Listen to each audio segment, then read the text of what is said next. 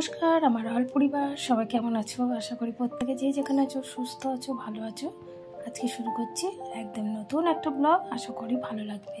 এই গরমে একটু টক মিষ্টি আচার না হলে ভালো লাগে না, সেই জন্য আজকে ভাবলাম বাড়িতেই আচার বানিয়ে নিই আর সেটাও তোমাদের সাথে শেয়ার করা যাক। চলো কী করে আমি এই আচারটা বাড়িতেই করে নিয়েছি, একদম দোকানের আচারের মতো।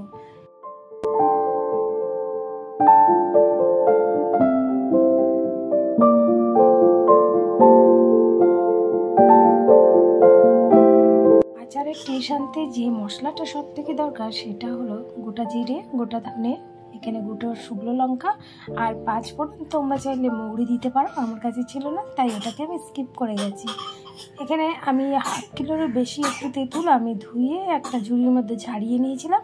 আর শুকনো লঙ্কাগুলো না আগে ভেজে নেবো, শুকনো লঙ্কা ভাজতে একটু সময় লাগে। ধনে আর শুকনো লঙ্কা আগে আমি ভেজে নেবো, তার লাস্টে আমি জিরেটা ভাজবো।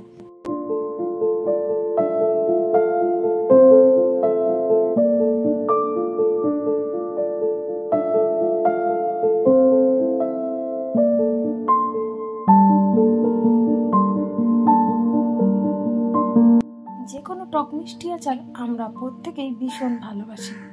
খাওয়ার শেষ পাতে একটু আচার হলে মুখটা একদম অন্যরকম হয়ে যায়। তেঁতুল সব থেকে আমার প্রিয় একটা ফল, আমার ভীষণ ভালো লাগে তেঁতুল খেতে।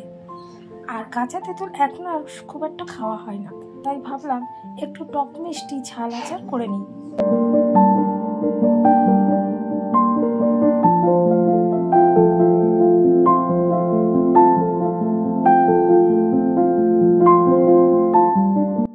আচার এমনই একটা জিনিস, বাড়ির প্রত্যেকটা সদস্যই আচার খেতে ভীষণ ভালোবাসে।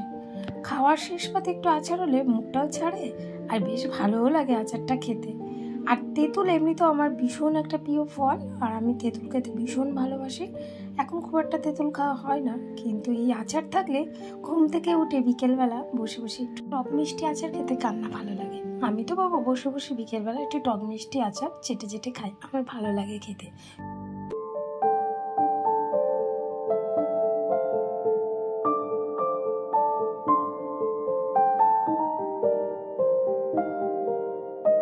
মশলাটা আমার ভাজা হয়ে গেছে, মশলাটা এখন আমি রেখে দেবো ঠান্ডা হওয়ার জন্য। আর কড়াইয়ের মধ্যে অল্প একটু তেল দিয়ে ওর মধ্যে 5 ফোড়ন আর শুকনো লঙ্কা ফোড়ন দিয়ে তেঁতুলটাকে দিয়ে দেবো। তেঁতুলটা কিন্তু আমি বাজার থেকে কিনে নিয়ে এসেছি, আর অবশ্যই কিন্তু ধুয়ে নিতে হবে, কারণ বাজারের তেঁতুলে না অনেক সময় মশা মাছি বসে, সেই জন্য একটু ধুয়ে নিলে বেশি ভালো হয়।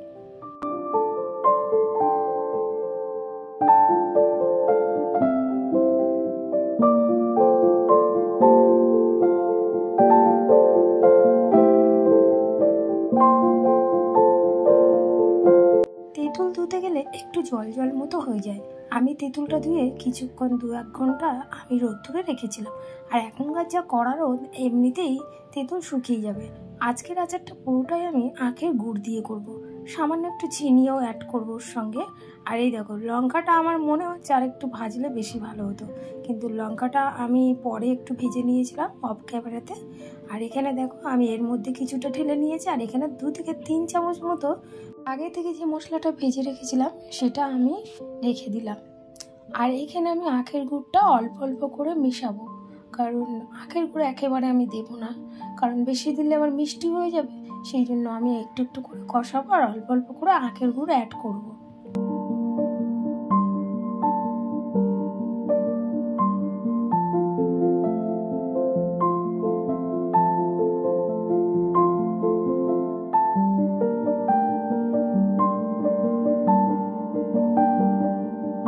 আখের গুড় দিয়ে কিছুক্ষণ আমি কড়ার মধ্যে রেখে দিয়েছিলাম ঢাকা চাপা দিয়ে, আর দেখো এরকম এসেছে।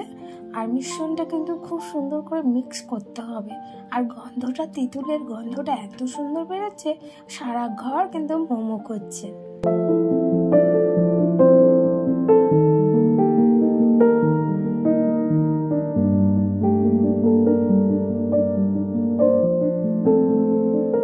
বাটির মধ্যে 2 থেকে 3 চামচ মতো আমি যে মশলাটা করে রেখেছিলাম সেই ভাজা মশলাটা এর সঙ্গে আমি মিশিয়ে দেব।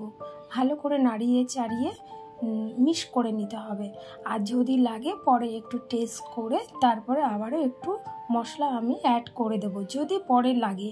আপাতত এই মিশ্রণটাই ভালো করে মিক্স করতে হবে। আর আমার না একটু হাতটা ব্যথা করছিল। বেশ অনেকটা তেঁতুল, প্রায় 750-800 মতো তেঁতুল, আর তার সাথে আমি গুড় অ্যাড করেছি, 500 মতো গুড় অ্যাড করেছি।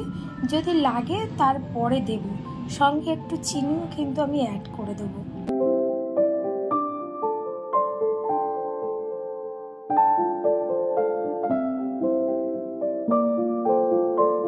এটা চিনি নয়, এটা নুন। আর অবশ্যই টক মিষ্টি আচারের মধ্যে চিনি কিন্তু অ্যাড করতেই হবে। আর এটা যদিও একটু তেঁতুল, বেশি টক, চিনিটা দিলে এর টেস্টটা কিন্তু দ্বিগুণ বেড়ে যাবে। আর আমার মনে হলো ভাজা মশলাটা আরেকটু দিতে হবে, সেই জন্য ভাজা মশলাটা আমি আরও 1.5 চামচ মতো অ্যাড করে দিলাম।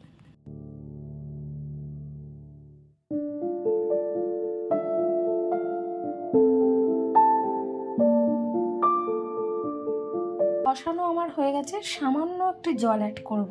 আর এখানে আমার 700 তেঁতুল ছিল, আর 500 আমি এর মধ্যে আখের গুড় অ্যাড করেছি।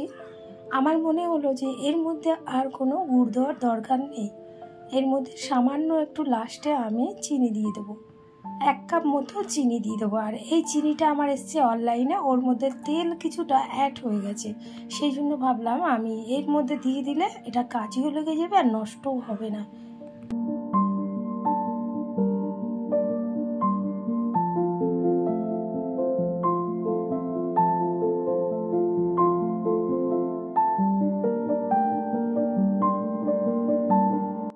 লাগছে না দোকানের মতো?